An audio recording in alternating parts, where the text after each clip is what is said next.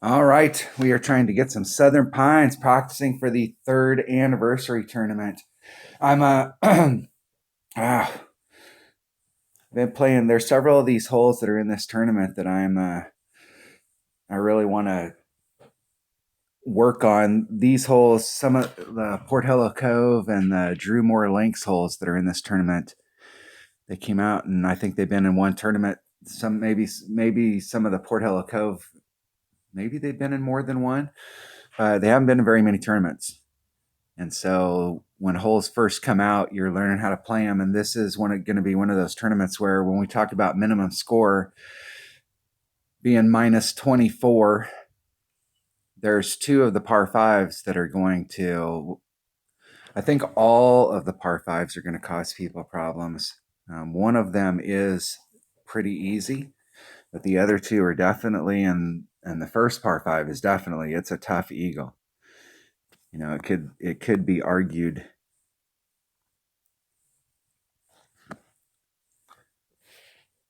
I'm going to shoot it up into that area. I'll let that wind carry me.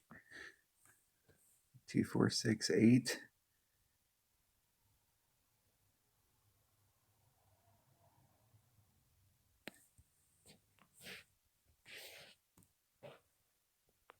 See if we can get up there.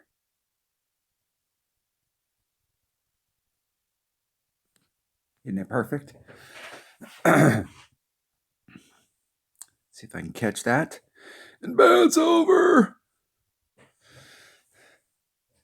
See what that extra mile can do with the Marlin ball. Like what kind of distance that puts me in. That is way up there. If I'd have brought a big ball, man, I could almost get on and one if you caught that sucker right. That sand trap down there at the end would be a problem. At that point, you got to hope that your trajectory was on, because there's not much you can do about it that late in the run.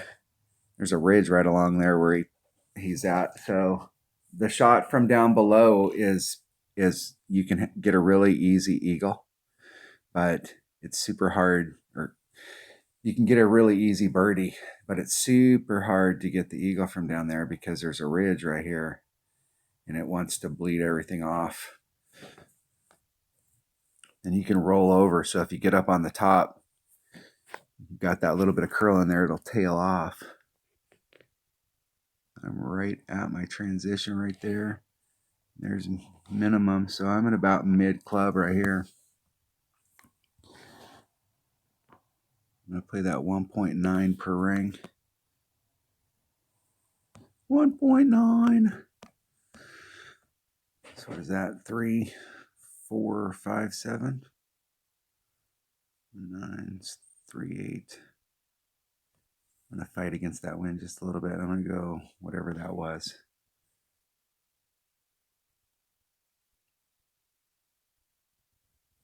Getting it perfect. Gave myself a look at it. See if I got that adjustment right. Just a bit outside.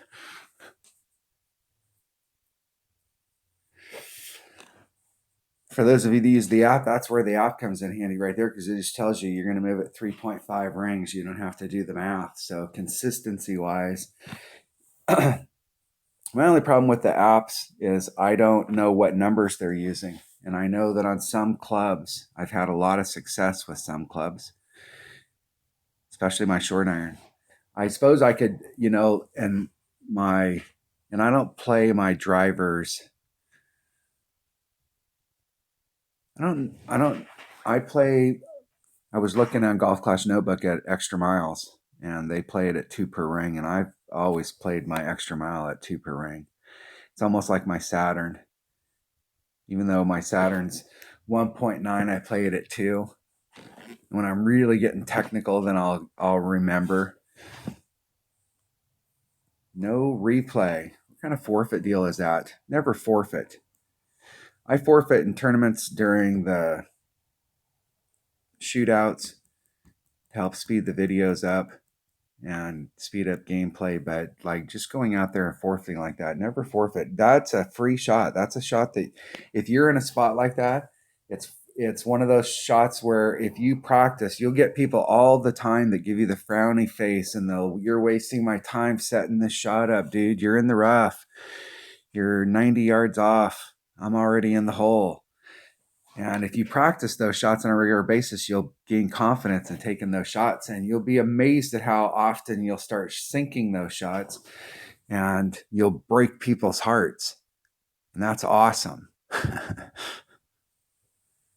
With a 6'4" headwind, normally with any of my accounts, I always go for the rough bump shot to try and get over to the other side. But it's impossible to get over there with a 6'4" headwind. But the shot from down there is actually better in my opinion than the upper shot.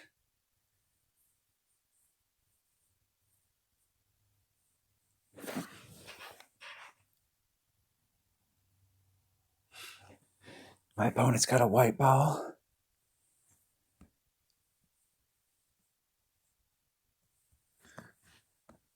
Let's see if we can get this. Man, that's going to lay down so hard it's not even going to be funny. I'm going to do a reverse curl. Reverse hook.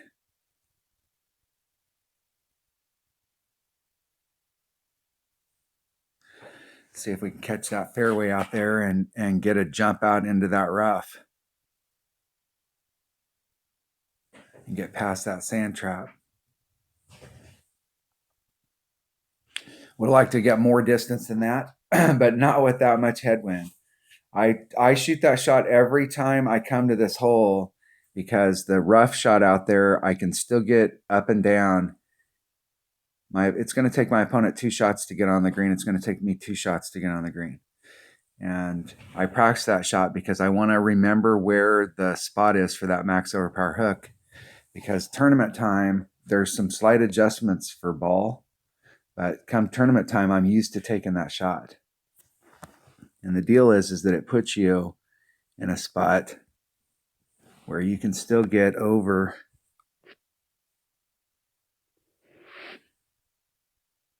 And all you need to do is just get over. I'm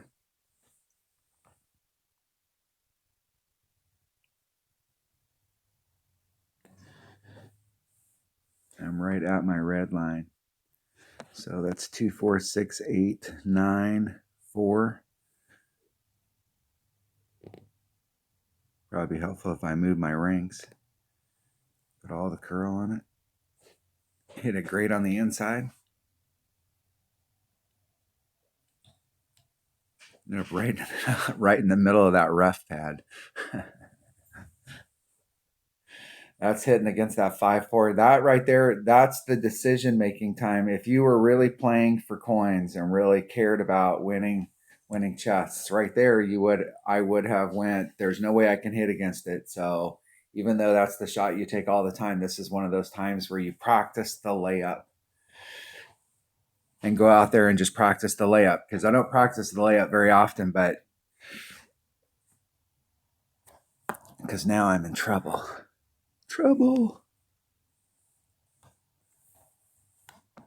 Especially because I've got a headwind. So there's 2, 4, there's 5. It's 2.5 rings. I need to get it up so I don't have to do a max overpower, but I got to put some overpower on this in order to get it up there.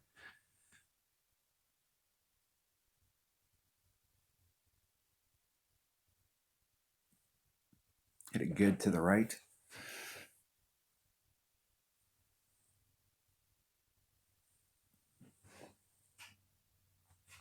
You can take some of those shots like that, you can take them one way or the other. You can make it so that you have a little bit great to the left and a little bit great to the right. And the perfect is perfect. Or you can give yourself more room on one side or the other. Like I could have hit maybe a 1 ring great to the left there and it would have been all right. Maybe. The perfect might have been the 1 ring great to the left, but I left myself plenty of room on the right.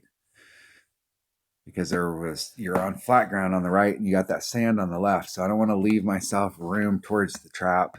I want to pinch up against the trap and try and hit it the other direction.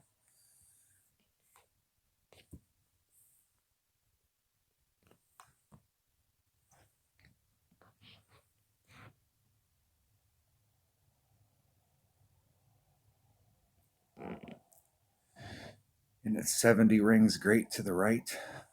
In the hole. Limping in. Got all cocky and had to limp in.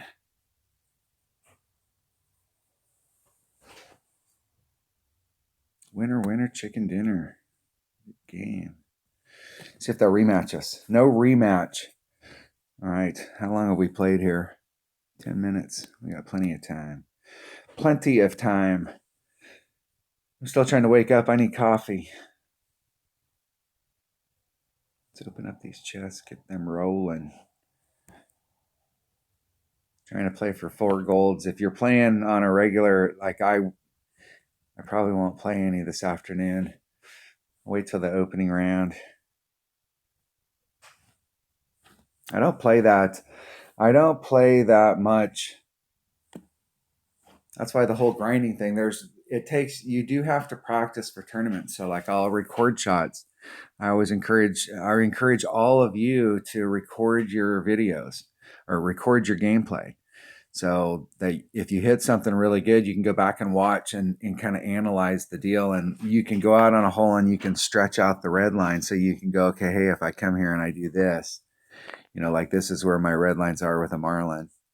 And then you can come out with other balls and see where your red lines are so that you can try and set that shot up. So where's the end of that fairway? Come forward 2, 4, 6. That'll push me off into it.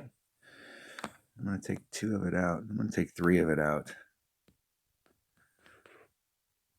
Just try and hit it straight forward. Getting a little lag. Great to the right. Great to the right. Da, da, da, da. Now I'll have to do some awesome, spectacular shot.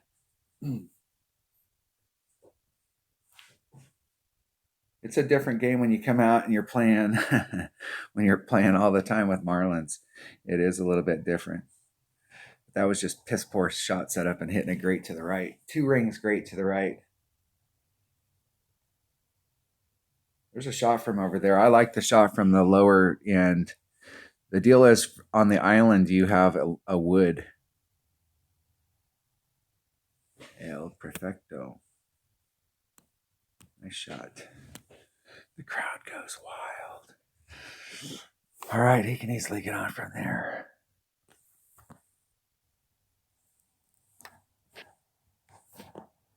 Not against that headwind. So let's just put ourselves out here and play. I'd rather be over here. This is definitely I want to be as close on this side as I can. Still give myself room. 2, 4, 6, 8, 9, 2.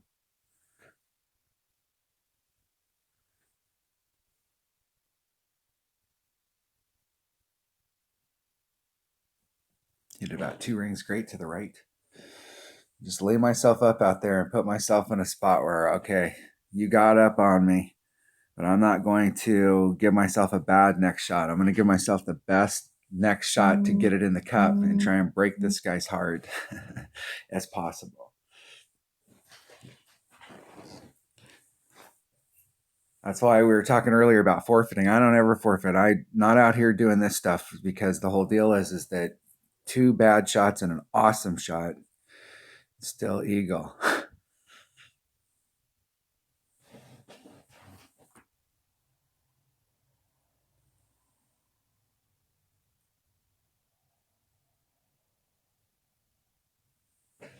And he still has work to get done. All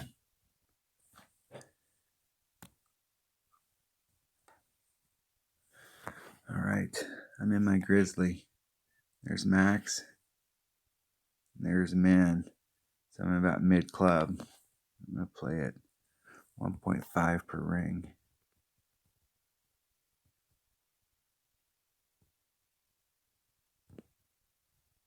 I'm going to dial it to the cup. There's 3, 6, 7, 5, 8, 9, 2/3. And then I'm going to bring it just a little bit more because it's a headwind.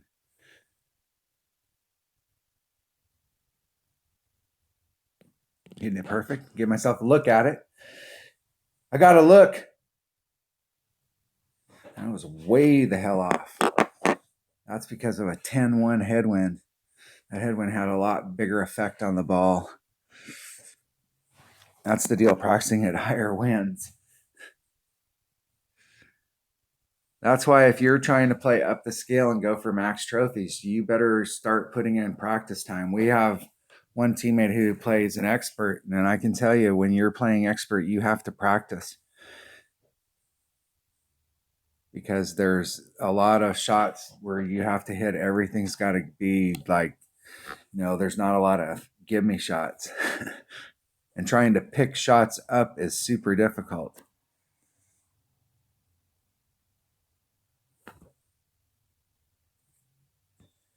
All right. Rambling on 16 minutes. I have not got the hole that I want to play.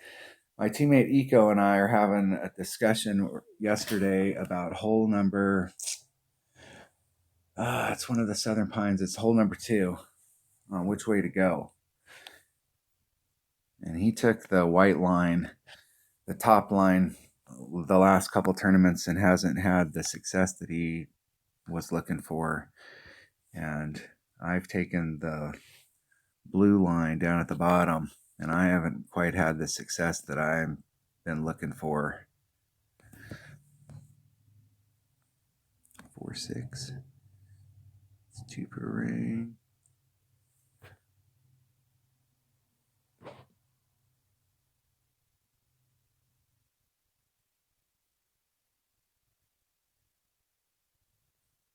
Isn't it perfect?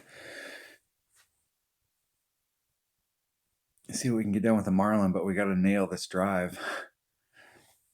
I could have put more toss in. You want to be as close down here in this crotch as you can possibly get. The more forward distance, the better, but it's a difficult shot to get, and you really can't get past, if you draw a line here, you can't get past to get into that. It's really difficult. It wants to bleed off wrong. You can do the bounce over the rocks and bleed out here, and you can bleed out into this front area, but that's an inconsistent shot. There's a shot from up to the very top of this. If you lay up right here at the very top, and actually now I need to look at some of these holes because of club changes and go back to some of those spots. But laying up on the tip of that, if you got really accurate clubs, is the next time I play this hole, I'm going to play it that way. Because we may have a shot from up there. Because I've always thought on this hole, if you're right here at the top of this, I always thought on this hole, everybody uses the bottom line, but I've always tried to engage. I want to engage this line right here at the top as soon as I possibly can. So the deeper I'm in the hole, if you're down into this hole just at the very top, you can engage the top here with a pretty straight line coming up to the green, and with a big dog and a lower power ball.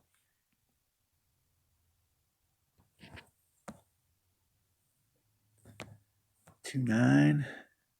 It's 2.0 per ring, so there's 2 9. I'm going to put just a little teeny bit of overpower and a little teeny bit of left hand curl. Isn't it perfect?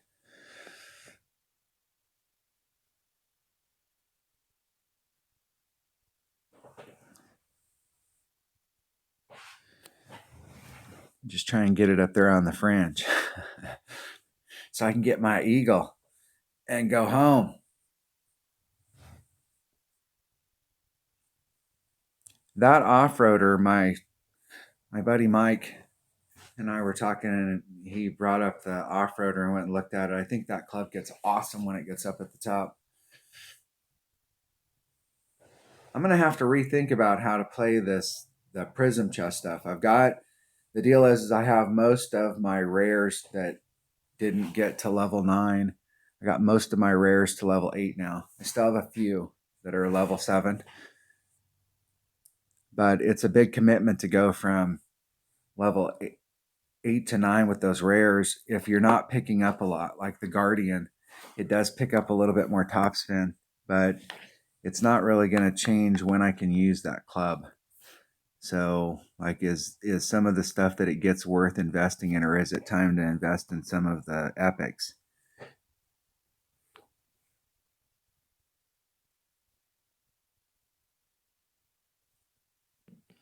I missed that.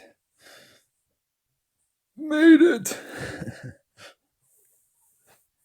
Eagle. That's Eagle right there with Marlin and upper developed stuff. The key on that big dog was the 180. So if you've got a big dog that's 180, you can do that same shot from there. And that's a great big topper hole. I find there's a lot of holes in this game that if you have the combination of a big topper and a big dog, that combo, that's a great utility bag, because there's a bunch of holes, because the big topper's got lots of topspin and tons of curl. And the big dog has lots of topspin and tons of curl. And the big dog's the longest hitting wood. So I'm getting in the right spot with my big topper. And then I'm getting it done with the big dog. In the hole. Oh. That was unlucky. That was gravity defying.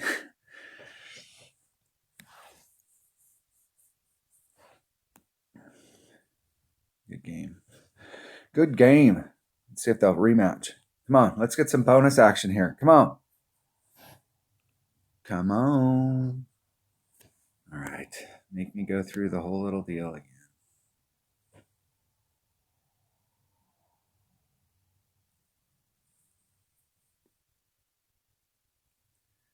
Play golf. I want to get that Southern Pines hole so that I can go out there and test some red lines, so that I can go back and look at it and see what I did or what the angles were on the shots. And this is it right here. Look at that. Oh, please don't disengage. Yeah, this is the hole. So I'm gonna time out the first time. I want to check out some red line stuff with balls with this Extra Mile 9, and check out the Apocalypse as well, and see kind of where my red lines are, so I can go back and watch the video and then I can remember, because you won't remember all the details if you're just playing it.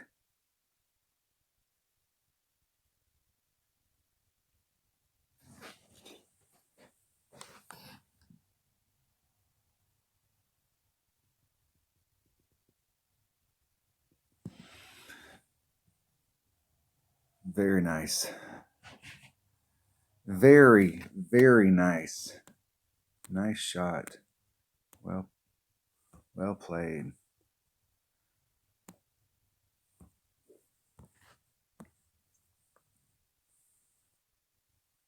See where that gets me.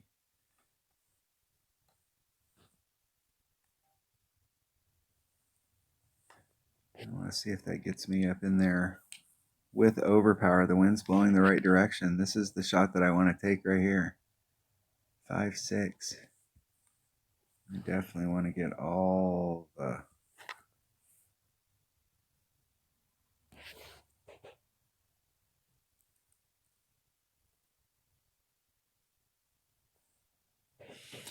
Let's see if we can get up there. My opponent is in the absolute perfect spot for the shot that I would normally take.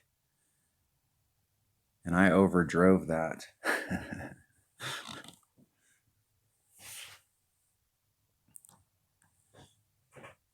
I'll have to go back and watch on that to see how much room I had to the left. I usually, the left is on the inside, and on a hook shot like that, on one of those curl shots like that, I'll always leave myself tons of room on the inside.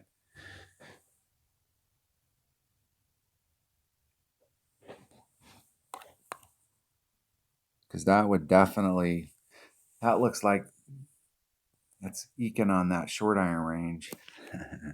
And that's a lot of the result that I get. Nice shot.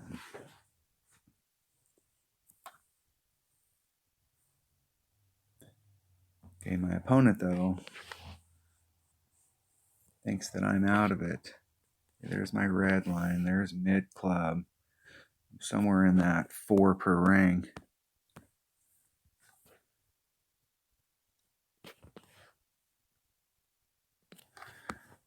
Yeah, my opponent's looking at it going, hey, dude, you're in the rough. In the wrong spot. It's in the 4 per ring, so there's 4. There's 5, 4. Go just a titch. Just a titch more. No, I just need to hit this perfect. And it 2 rings great to the left.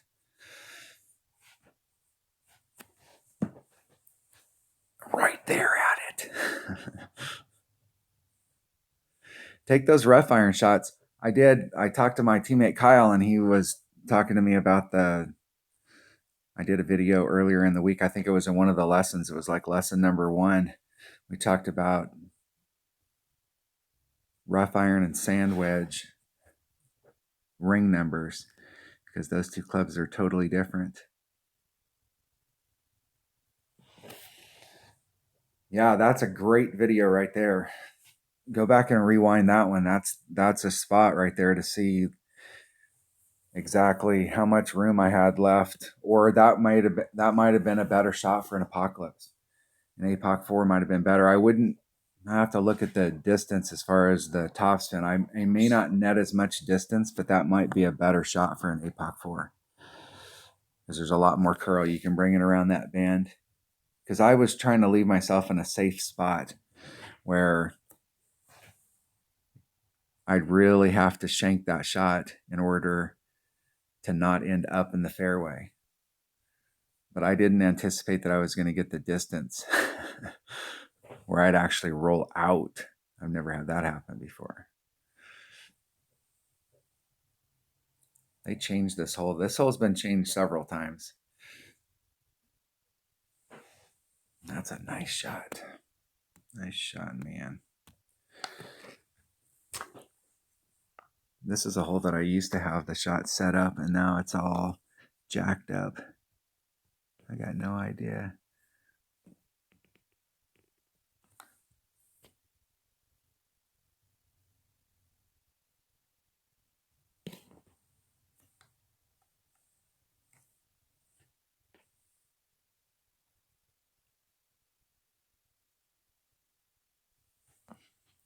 So it's 3, 6, 7, 5.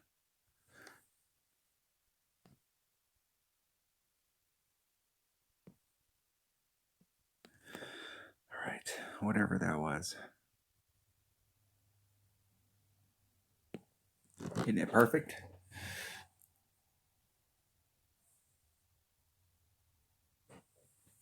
Not enough topspin or backspin. I can't even remember how to play that hole.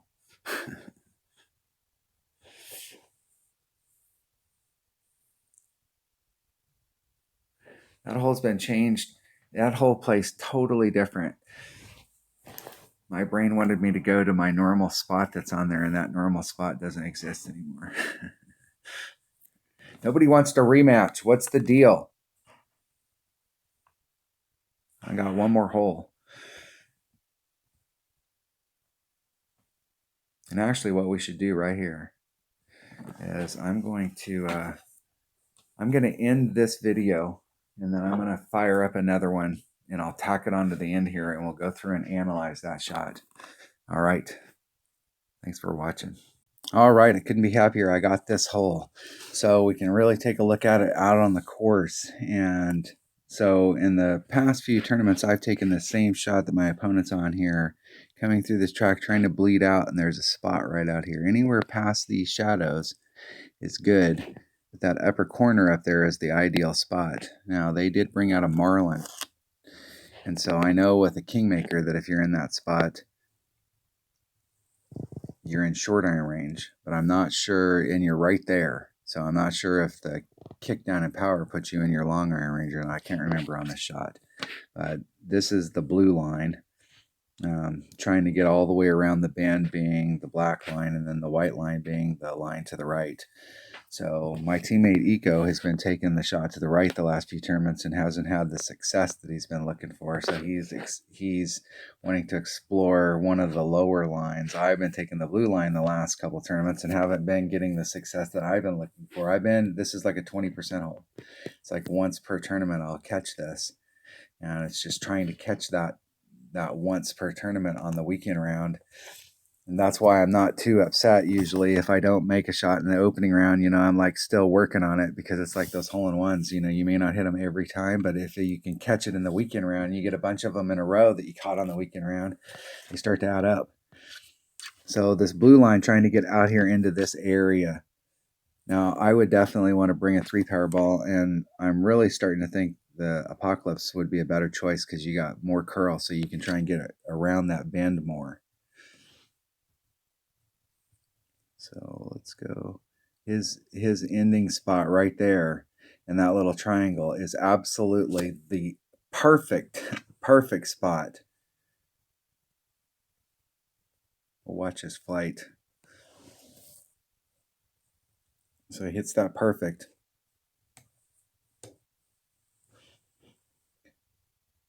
Trying to bring it around that bend. That's why that right there is why you want to bring a machete on this, because you definitely, if you overshoot that, you definitely want a backspin rough iron. So let's wait till we get to the spot here where I set that up. That extra mile 9 or an APOC 4.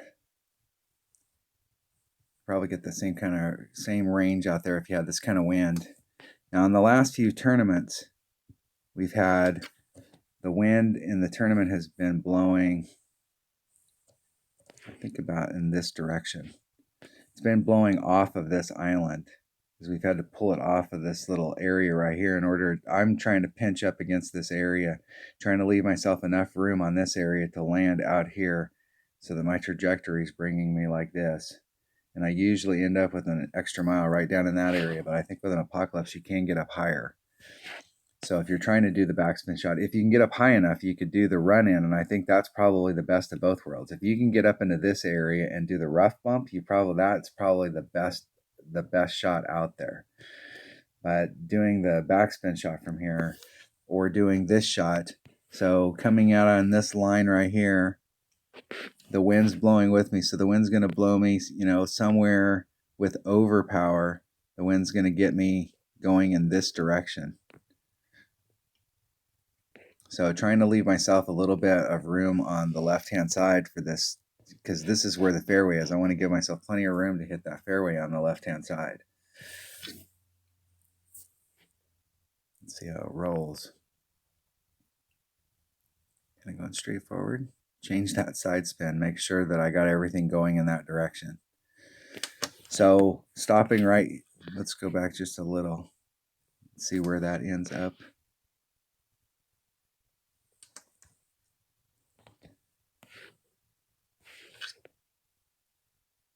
Wish that button would stay on there all the time. So this is the area that I bled off into right here. So this is where I get up to. And with that little bit of forward momentum, if I would have been able to make this opening, I mean, I got tons of fairway on this side. So an APOC may be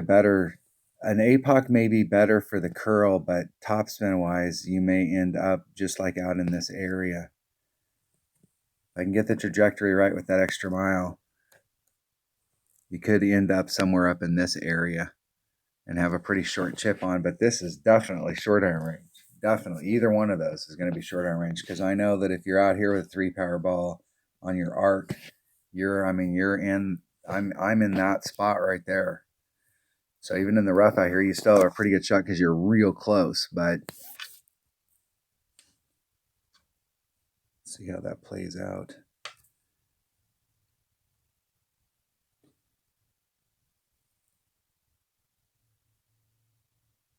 Five, 6 going straight forward.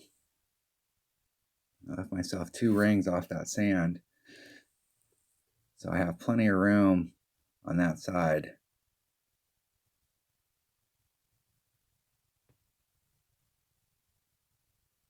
I had about, that was at least a good solid 1 ring great to the right, or excuse me, left.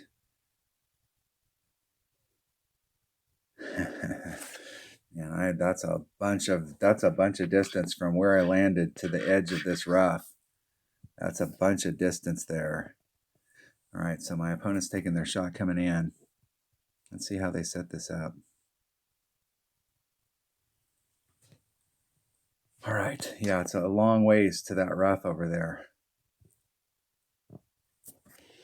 That means I'd have to come in at least a ring. All right, let's go back and see what did they do here. They're using a thorn 7. And they've got to be right at max club. Maybe really close.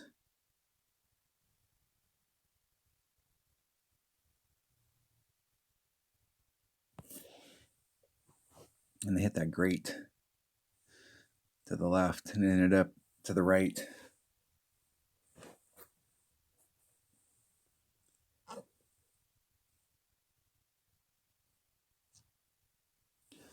All right, with the Nirvana, so that distance right there, I mean, you are super close if you could get down there and miss that rough. Even with the APOC, I can't believe that you can't get all the way down in that hole and get into short iron range.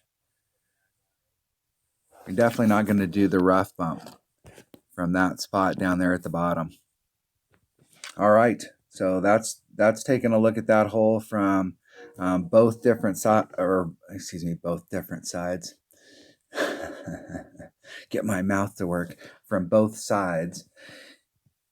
But I think the shot the last tournament that I was really wanting to work on that hole, that I didn't get an opportunity to work. Yeah. GC Des. GC Golf. Kings. It's that second hole. Of course, I went past it. I really think the shot, I think it's a combo shot. It's doing trying to get out into this area so that you can work the angle on the rough bump so that you're in the spot. So you've got that straighter in shot to the green. You're going to have to make it do any kind of movement in the rough bump. And I'm not sure where that angle is, like whether that angle is on this side of this. I mean, there's a spot out here where, or maybe from here where you can run it in, and instead of doing the rough bump right in front of the rough bump, that little teeny bit of fairway that's there, if you're out in this angle, you can engage that little teeny bit of fairway and bleed right up towards the cup. There's several shots to explore here, but that's 2 different looks at them. All right. Thanks for watching.